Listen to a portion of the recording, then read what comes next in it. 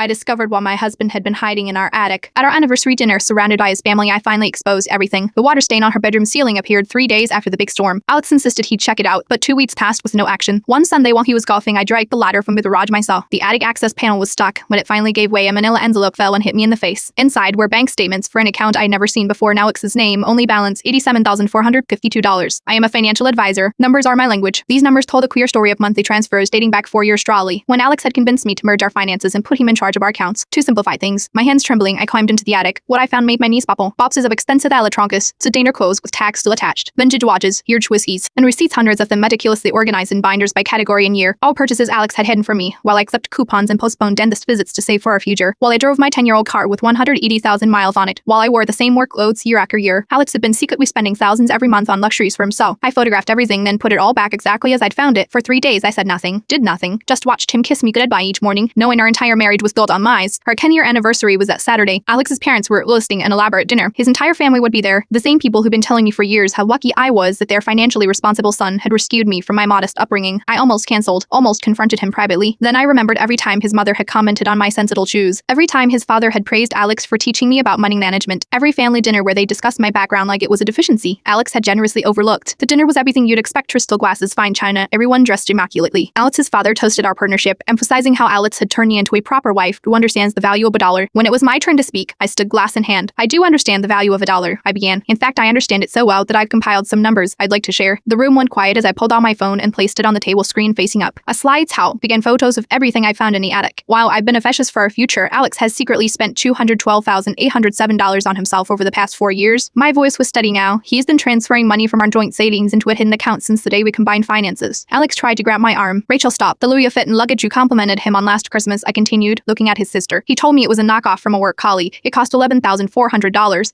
The watch he's wearing tonight, not a bonus from work. $24,785 from our house down payment fund. The silence was absolute. Alex's mother stared at her plate. His father's face had turned scarlet. For years, I've been told how fortunate I am that Alex rescued me from my financially irresponsible background. I raised my glass. So here's to 10 years of marriage, and to finally seeing clearly what I'd actually been rescued from: me self-respect. I placed my wedding ring next to the centerpiece and walked out. That was 6 months ago. Alex's family has called repeatedly, offering to media and suggesting I was overreacting. His mother implied that all men hide a little mad money from their wives. Yesterday, the divorce papers were finalized. I kept the house. Turns out, it's easy to prove financial fraud when someone keeps meticulous records of their own deception. Sometimes exposing a secret doesn't just change a room. Sometimes it changes your entire life.